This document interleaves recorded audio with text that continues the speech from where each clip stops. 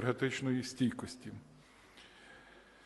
Дорога Байбо, особливо дякую за активну допомогу Латвії громадам Чернігівської області, за відбудову критичної та цивільної інфраструктури, відпочинок у Латвії для дітей Чернігівщини.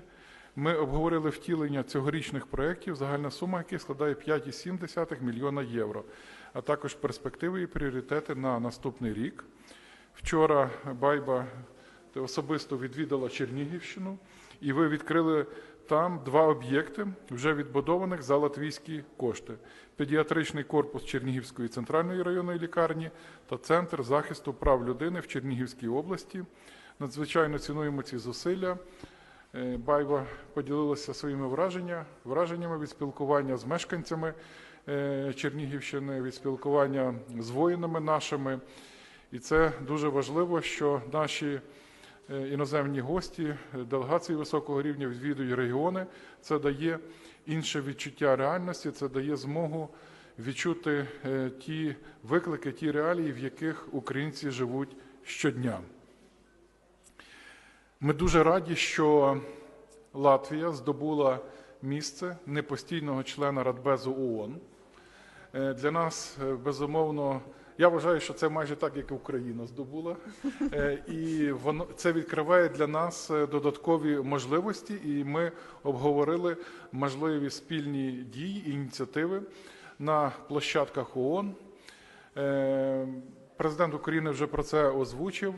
Україна ініціювала і представила партнерам відповідну резолюцію в Генеральній асамблеї ООН щодо повернення викрадених Росією українських дітей. І тут ми теж маємо повну підтримку Латвії, як і щодо інших ініціатив, які найближчим часом Україною будуть втілюватися на площадках ООН. Ще раз, Байба, дякую і передаю слово. Dear Andrii, dear friends, thank you so much, and it's great to be back in Kyiv. When I was appointed in 24 April, my first bilateral visit was to Ukraine, and we have met in Lviv, we have met in Odessa, but now I'm back in Kyiv, and it's great to be here. And I pay respects to all Ukrainians fighting on the front, but also to all Ukrainians providing support to the soldiers. So making sure that Ukraine, as a strong, democratic, resilient country, fully sovereign, is able to defend herself. So respect to you, Ukrainians. And for our bilateral relations, they are perfect. We don't have any bilateral issues. We have quite a bit of trade that is ongoing, and our task bilaterally is also to make sure that that relationship is not lost, because of course the private sector is what sustains also the rest of the GDP, including of the economy of Ukraine. Of course we give a lot of aid, but still Ukrainian economy, Latvian economy, and our private sector have lots of interest to work together and extend the collaboration on the drone production and other military and civilian parts. The current challenges that Ukraine faces, and Ukraine is not alone in all of that. Ukraine has friends and allies.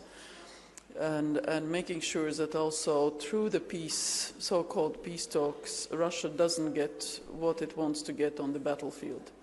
So making sure that Ukraine's self-defense capabilities, that Ukraine's agency in any peace deal is maintained is crucially important. So we fully support the US efforts to get to peace, peace through strength, and of course we back Ukraine in its need to care about its future and make sure that full sovereignty, democracy, and strong institutions and strong military force is maintained. For the other issues related to the EU or NATO, of course, that is not part of the bilateral discussions with Russia. That is something for the EU and NATO to decide, and that's where I leave it at that.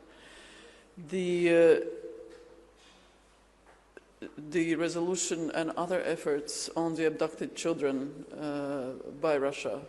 We will stand by these efforts. We provide practical help. We will provide political help, of course, at the UN and elsewhere.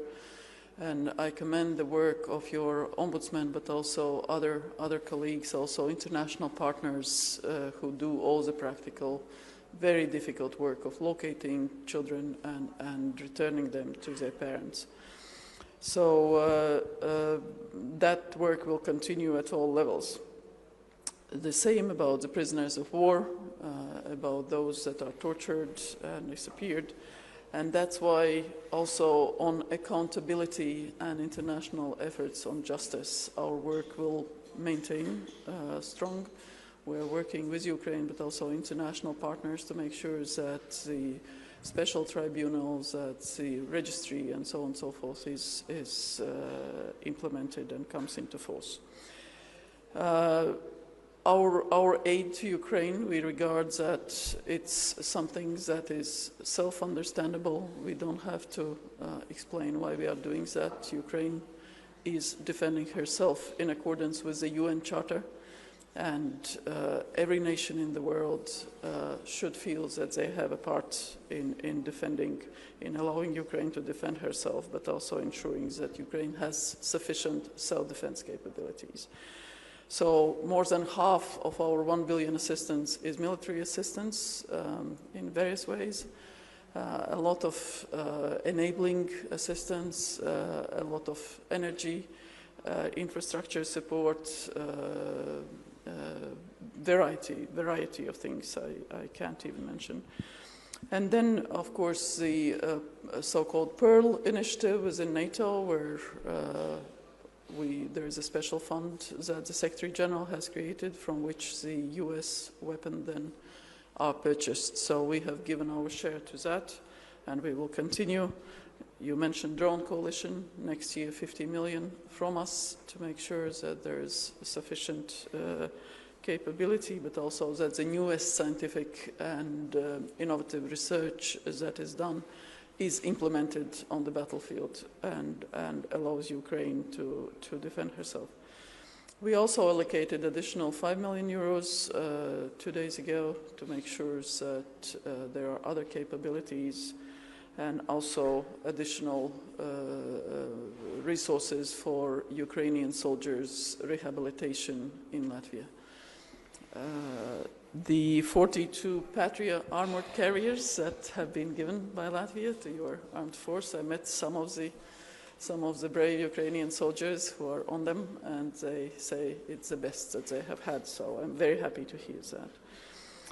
We will continue training Ukrainian troops, 4,000 per year. If necessary, we can step it up.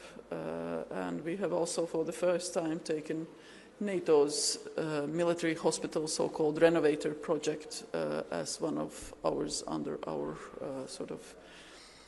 responsibility to reconstruct. And SATU Trust Fund, obviously we are there. But also what it means for Ukraine is that Ukraine works with all the NATO's allies in practice, which brings interoperability, which brings a lot of practical knowledge how NATO allies work. And you know, whenever the decision on the enlargement or not comes, our position is clear. We do support Ukraine's NATO membership when it's there, but to be ready, to be interoperable, and to make all the preconditions done so that whenever political conditions are ripe, Ukraine can join both the EU but also NATO. And a couple of words on Chernihiv. Indeed, we have chosen Chernihiv as one of our regions where we provide support, but we also do it in other regions. And it was very moving to see both how resilient people are. Yes, it's not easy. The energy and electricity is often not there because of the Russian strikes, but people are committed. They are working, they are doing the things that they need to do. And we also had the opportunity to meet the children at the music school, college, who have learned the Latvian song because they have been in music camps in Latvia throughout the years. And also the instruments were donated by our musicians. And it was really very moving to listen to them in a shelter in Chernihiv. the same as visiting the other projects. On the other big priorities, you would have heard me already. It's making sure that we ourselves as allies, as countries both in NATO, EU, but also around the world are strong, that we invest in defense and security, because the threat, Russia threat, is not going to disappear. All the assessments are there that the trajectory of Russia is not going to change, so making sure that we as strong countries also have strong deterrence defense capabilities will also help supporting Ukraine in the future. Second big priority, making sure that Ukraine is able to ensure its self-defense, but also move towards politically on the track and practically to the EU and NATO, but also making sure that Ukraine has all the global support. So I'm thankful for your support on the UN Security Council. Candidature will be there for the first time. That will be a big work for our diplomatic service, and we very much look forward relying also on Ukrainian professional knowledge. And then the third big pillar, they are all interrelated, obviously, is weakening Russia and weakening Russian capability to fight the war, and that's everything. That's the sanctions, that's the oil, shadow fleet, the ecosystem, that's other exports that Russia is doing, whether that's fertilizers or others, but it's also this international isolation. Russia has not been elected in a number of very important organizations, and just earlier this week, Russia was not elected to the Organizational Prohibition of Chemical Weapons. So that's something that we think is important, where the global society shows that they know what Russia is doing. There are countries that might not be giving weapons to Ukraine, but they show with their voting what is happening de facto and their evaluation of the situation. So once again, great to be here, and I think we have explained everything. There will be no questions anymore. Thank you. Thank you, Excellencies. We still have a few questions, very brief ones, I promise. And we will start with Latvian radio. Дуже дякую, Індр Спранца, Латвійське радіо. У мене запитання до пану Сибіхи. На вашу думку, як ви бачите, наскільки реально зараз укласти угоду, мирну угоду, враховуючи російські атаки на українські міста? Дуже дякую. Ми вітаємо зусилля президента Трампа, спрямовані на закінчення цієї війни Росії проти України. Ми вдячні нашим європейським партнерам за підтримку наших зусиль на цьому напрямку. Україна, як жодна інша держава в світі, зацікавлена у прискоренні і мирного процесу, у прискоренні мирних зусиль для досягнення справедливого миру. Це наш національний інтерес, і виходячи з цього національного інтересу, веде роботу українська переговорна команда. Вона перебуває в контакті з американською командою. Найближчим часом, напевно, слід очікувати майбутніх чи чергових контактів для обговорення конкретних кроків, яким чином наблизити справедливий мир для України. Дякую. І Інтерфакс Україна, прошу. Дякую, Валерія Прищенко, Interfax Ukraine. My first question to our dear guest. Thank you for all Latvian support. And as we are discussing security guarantees, the short question, what practical steps Latvia is ready to provide to Ukraine?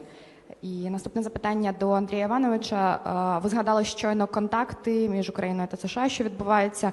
Оскільки пан Дріскол прибуде до України, що було озвучено головою Офісу президента Андрієм Єрмаком, які в нас очікування, по-перше, від цього візиту, та чи можна очікувати контактів на найвищому рівні найближчим часом? Дякую.